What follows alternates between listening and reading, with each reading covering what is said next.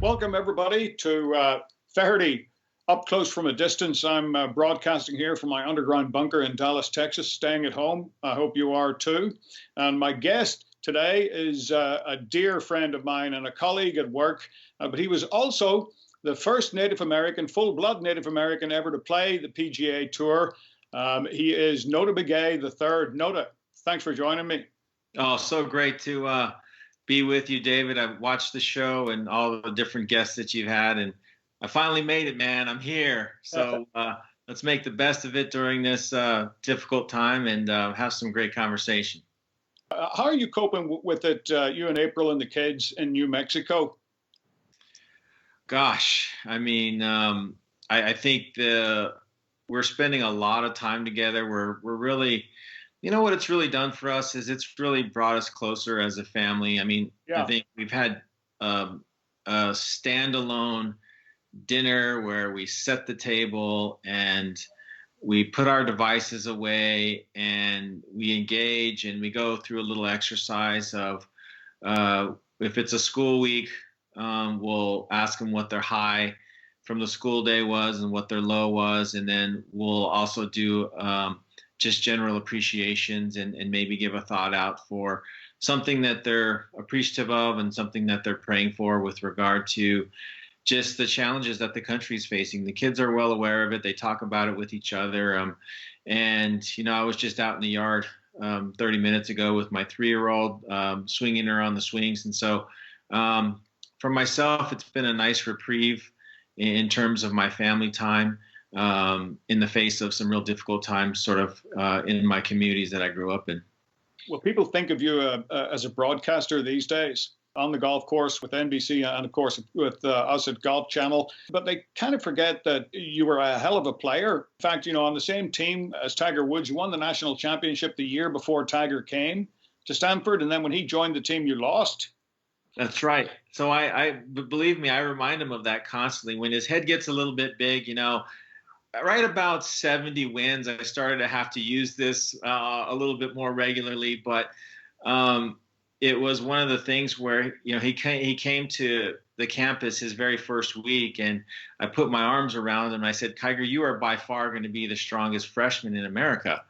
And he thought I was talking about his golf game, so he looked at me kind of, you know, with his little cracked a smile, and I said, "It's going to be because you're going to carry all of our bags when we go on road trips." And he did it, David. He did it. Like, he was a great sport because we had 4 seniors and 1 freshman. So Tiger was the lonely freshman. So the very first trip, I had the guys pile all of our bags about 100 feet away from the van, and Tiger carried each one and loaded it up in the van. He got them out when they came off the carousel. When we got to the tournament, he'd take them to the rental car, and it was great. And about 3 or 4 events, he's kind of like, "I'm kind of sick of this, and I don't want to do this anymore." And so Casey Martin and myself, who were the captains of the team, he came into the room at the hotel, and he's like, "Hey, I'll make you a deal. If I can win a tournament," he's like, "I don't have to do this anymore." And we also had him sleeping on the rollaway in the hotel. So all the 4 seniors got a bed, and Tiger always got the rollaway. And so he made this deal saying, "If I win a tournament, I don't have to do any of this stuff anymore." And so we said, okay. We figured we'd ride it out for a few more weeks because he was just a freshman. He wasn't going to win anytime soon.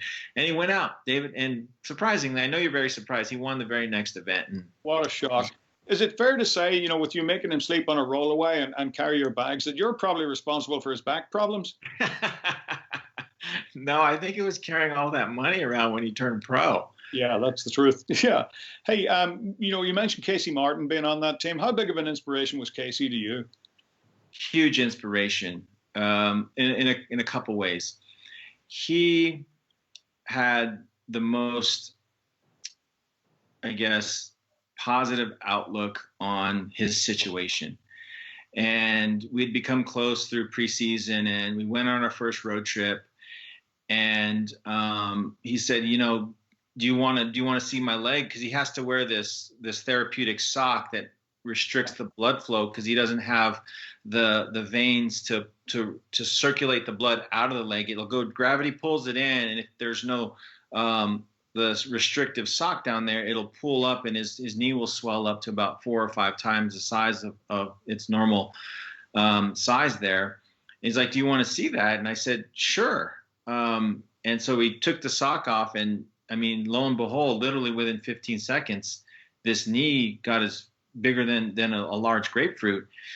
And back then, the times have changed now. We played a lot more 36-hole days. And so you have this guy out there who's had this issue with his leg for such a long time, battling it out. And it really inspired me to focus a lot more on just what I had going for me in my life. And he's become one of my dear friends. And I just, looking back on that entire team, you have a chance to play with a guy like Tiger Woods, who did all the great things, the 15 majors and the 82 wins, and we're still counting, hopefully.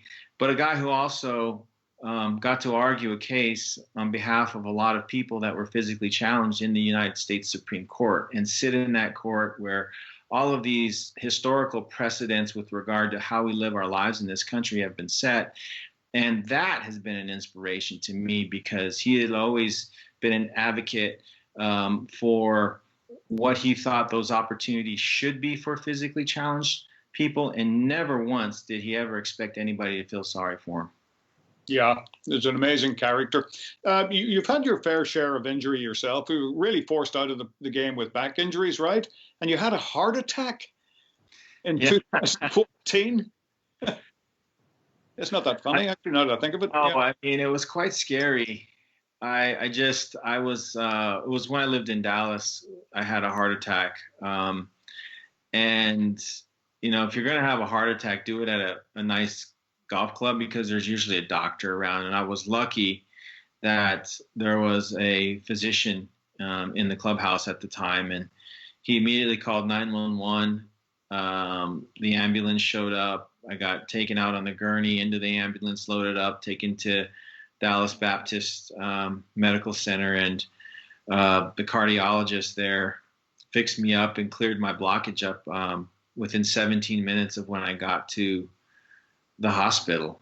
And for anybody that knows anything about heart attacks, you know, the longer that your heart is without blood, the more difficult it is to regain your ability to pump the blood through the rest of your system. And if not for that, I lead what I consider a pretty normal life. I still train on a regular basis and run and do all these very cardio intensive activities. And if it wasn't for the wonderful job that the surgeon did with my clearing up my blockage, I certainly wouldn't have had these opportunities. Well, I'm glad you're still with us. That's for sure. Talk a little bit about the situation that we've got at the minute, which is so frightening for Native American communities, particularly where you are. How's it affecting you? It's devastating. I mean, in a word, on a variety of fronts. I mean, under normal conditions, our healthcare system is underfunded. And so you're seeing the impact that something like this is having. I mean, we have multi-generational households, a lot of people living under one roof. So one person comes home infected, there's a chance the entire family in that household is going to be infected. And that's exactly what happened. It's really hard to watch. And I'm thankful that I have people like you that are willing to help me get the message out and talk about it, because I hope that, we pull through it somehow, and somehow we learn from it and maybe become a little bit more prepared the next time. Where do people go to help? Everybody can go to nb3foundation.org. We started what's called a COVID-19 response fund, and we understand that there's stimulus money and government money, state and federal, coming into these communities, but we also understand that there's just a lot of hangups, and sometimes that money doesn't go where can't help everybody. Well, hopefully we can continue to get the word out, and congratulations on that work that you're doing. I hope it's more and more successful. Thank you so much for joining me. Feherty is presented by Farmers Insurance.